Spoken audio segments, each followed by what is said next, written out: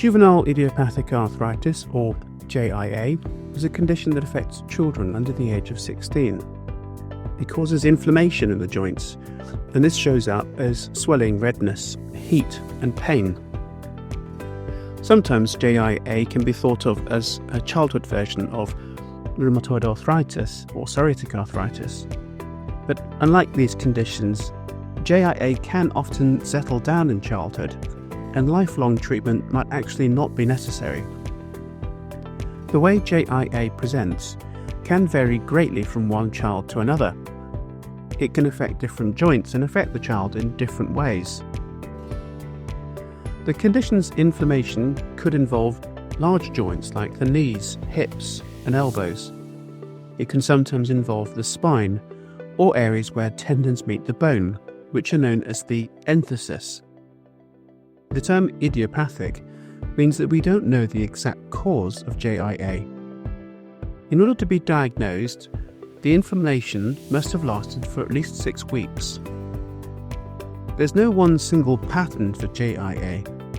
Instead, it's categorized based on the specific joints affected and the presence of other symptoms.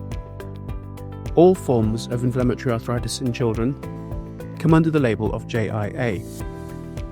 The main types are oligoarticular JIA. This is the most common form, affecting 4 or fewer joints at any one time.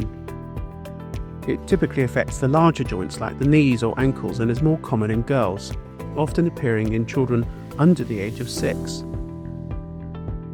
Polyarticular JIA involves 5 or more joints, and this can resemble adult rheumatoid arthritis. It affects the smaller joints of the hands and the fingers. It is more commonly seen in girls. This may be seen with the presence of antibodies, or potentially be so-called seronegative where no antibodies are found. Systemic JIA is the most severe form, causing widespread inflammation that can extend not to just the joints, but the entire immune system. This can give features such as high fevers and rashes, and even inflammation in organs such as the heart or lungs. This is also called Still's disease. Enthesitis-related JIA is characterized by inflammation where the tendons attach to bones. It's often seen in older boys and may involve the spine and the lower limbs. It can share some similarity to conditions like ankylosing spondylitis in adults. Psoriatic JIA is seen in children who also have psoriasis, which is a skin condition. This form can affect a wide variety of joints in different ways, and again gives rise to symptoms like swelling of the fingers or toes. JIA is relatively rare, affecting between 1 in 1,000 and 1 in 10,000 children. Though prevalence can vary across the world, it seems to be most common in Europe and North America.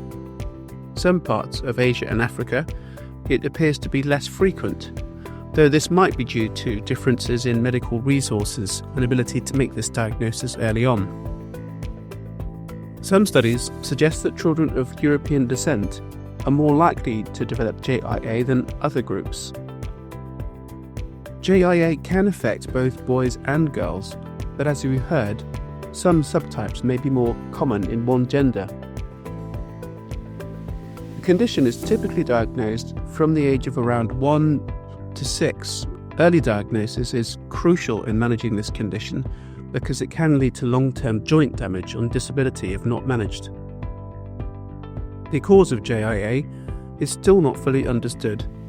It shares features with other autoimmune conditions in that it's probably arising as a combination of genetic and environmental factors. The immune system, our defense system, is usually responsible for fighting infections, and this starts to begin attacking the body and the own tissues instead. The tissues that are particularly attacked are those that line the joint, which cause the inflammation. This immune system produces chemical messengers such as TNF and interleukin-6 that we call cytokines. These messengers recruit more immune cells to the site of inflammation.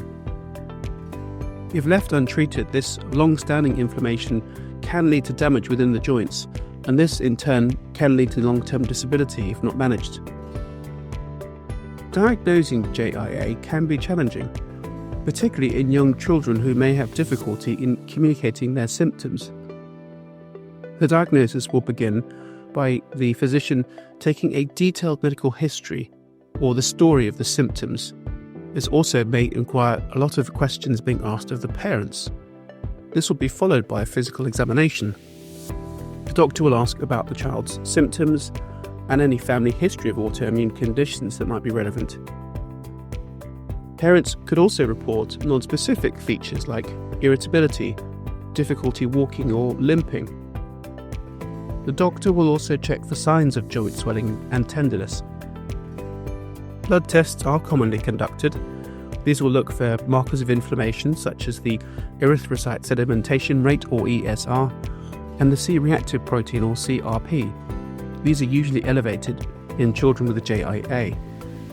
Other tests like antibodies such as the rheumatoid factor and the anti-nuclear antibody or ANA can help identify subtypes of JIA. Finding a positive ANA can also increase the risk of finding eye problems, such as an inflammatory condition called uveitis. This is very important because untreated uveitis can lead to long-term vision problems if left untreated. In adults, this condition is very painful, but in children, it doesn't necessarily cause pain, which is why screening for uveitis is important. In some cases, a genetic test, such as an HLA-B27 test, can be used for diagnosing conditions like enthesitis-related JIA. Imaging techniques are also useful. This includes X-rays, ultrasound or MRI scan to help identify joint damage. Ultrasounds are particularly useful in children as they can detect joint swelling, and children may not have fully developed bones, and the ultrasound is capable of getting a better picture than it might be in adults. In some cases, an aspiration is done where fluid is removed from the joint. This looks for infections or other causes of swelling. This procedure can also provide a direct opportunity to deliver treatment, such as injecting steroid into the affected joint. Once a diagnosis is made, the goal of treatment is to reduce the inflammation, relieve the symptoms, and of course prevent joint damage to improve the child's quality of life. This involves a team of specialists. This will usually involve a paediatrician, a rheumatologist, physical therapists, and occupational therapists. Education and support for the child and their family is a crucial part of that treatment process. Understanding the condition, managing its complications, and all help to improve long-term outcomes. Non-steroidal anti-inflammatory drugs, or NSAIDs, such as ibuprofen, can be used to help reduce pain and inflammation. But in more significant cases, steroids may be used for the short term, and disease-modifying anti-rheumatic drugs, or DMARDs, like methotrexate, are commonly used to help modulate the immune system and slow the progress of the disease. If this is not sufficiently effective, targeted agents like biologics may be used. These, as their name suggests, target specific pathways in the immune system, such as TNF blockers or IL-6 blockers, some of those cytokines that we heard about earlier. Physical therapy plays a vital role in managing JIA. Regular exercise can maintain the joint flexibility, the muscle strength, and help overall function. Swimming and cycling are often recommended because these are low-impact exercises that are quite gentle on the joints. Occupational therapy helps children adapt their daily activities to minimize stress on the joints and maintain their independence. Thankfully, surgery is rarely needed, except in the most severe cases. As we've heard, eye care is a crucial part of the care package for children with JIA, especially those who have a positive ANA. Regular eye exams are important to check for uveitis.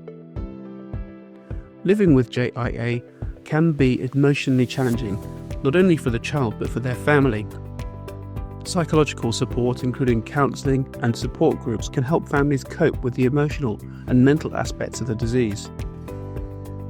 JIA is a complex condition with multiple subtypes, each with its own set of characteristics. With early diagnosis and a comprehensive treatment plan, children with JIA can live active and fulfilling lives.